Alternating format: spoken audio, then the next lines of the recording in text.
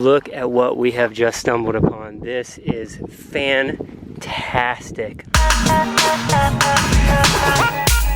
What's up, science team? Today we're gonna be talking about my favorite gemstone, although technically it's not a stone at all. In fact, it's a mineraloid, a rock-like substance that has no crystalline structure at all. I even named my dog after it. This gemstone is opal, and today I'm gonna show you how to take a seemingly worthless opal and turn it into something really cool that could be used for jewelry.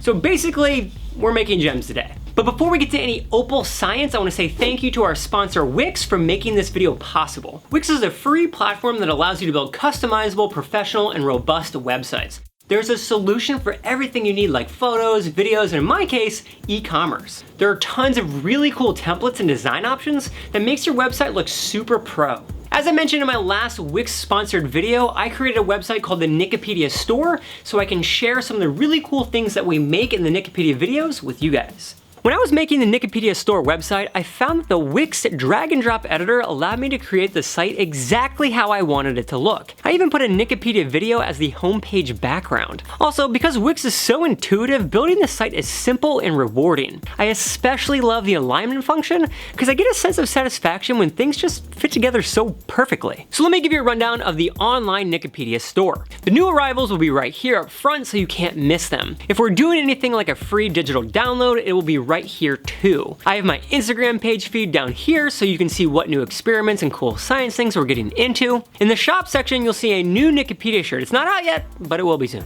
And last, there is a contact section. If you ever have a suggestion for a new item or an idea for a video, drop us a note right here. I was recently up in northern Nevada at the Bonanza Opal mine, mining for opals, which is literally one of my favorite things to do on the entire planet. Now, what's more interesting than mining for opals is the story of how they actually got there. Roughly 16 million years ago, in the area that is now northern Nevada, there was a lot of exploding volcanoes. This area eventually collapsed and gave way to a large lake. As sediments collected at the bottom of this lake, it created bentonite clay, which is key for opal formation. Around the same time, more volcanic activity took place, pushing tree limbs into the lake, which eventually sank to the bottom. Some of the limbs partially rotted, leaving open spaces in their structure. Over time, the lake dried up, but the pieces of wood were secured underground. With a high concentration of water-soluble silica from the volcanoes in the area, as it rained, water percolated through the soil and silica gel began to fill up these open spaces in the wood. Over millions of years, the silica gel hardened in these pieces of wood, creating opals. Now, while I was up at the Bonanza Opal mine in the Virgin Valley, I collected some pretty awesome opal samples. So literally just right up top here, it just looks like a rock from one side, but if you pull it back, it is a giant piece of opal. Look at that. Wow. It is huge. All right, team. Look at what we have just stumbled upon. This is fantastic. Look at the color in this thing. Sitting right here on top. I mean, you can see it just from here. There's so much blue. Look at all the blue in this. When you rotate it around, look at all this color. Unbelievable. Okay guys, so it's almost 4 o'clock, which means the opal mine is closed, and I look down, and what do I find? This giant piece of opal. Wow, and there's really awesome color in there. That just made the day. For sure, 100%. That's what makes the day right there. However, the only problem with these opals is that they have a lot of water in them, up to 14% in fact. The issue with a high water concentration is that the more water, the more likely the opal will crack or craze. Also, because the bentonite clay of this area is so good at holding onto water, if the opal was found in wet clay, it should be kept in water for display only, which is called a specimen. This kind of opal will most likely break apart if dried out. However, I found my opals in the tailing section of the mine. This is an area that has material that was taken from the opal producing part of the mine and left to dry out for almost a year. Anything found in this area is considered dry and could be made for jewelry. However, it also might be cracked and crazed. So what's the solution?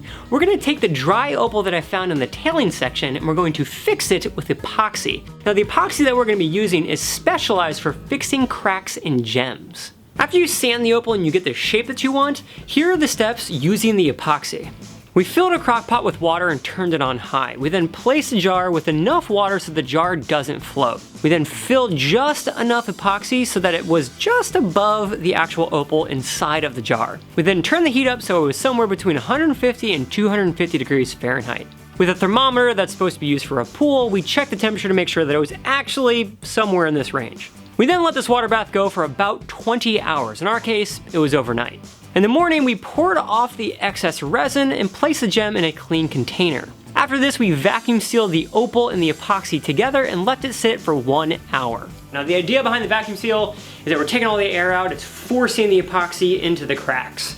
And so while it's sitting in the bag, it's actually pushing the epoxy via the vacuum into the little tiny cracks. After that hour, we used a paintbrush to paint the stone with a 40-to-1 mixture of resin to hardener. We then re-vacuumed this mixture for 15 minutes. After that, we cut it out of the bag and let it dry for an awesome looking opal. Wrong opal. There we go.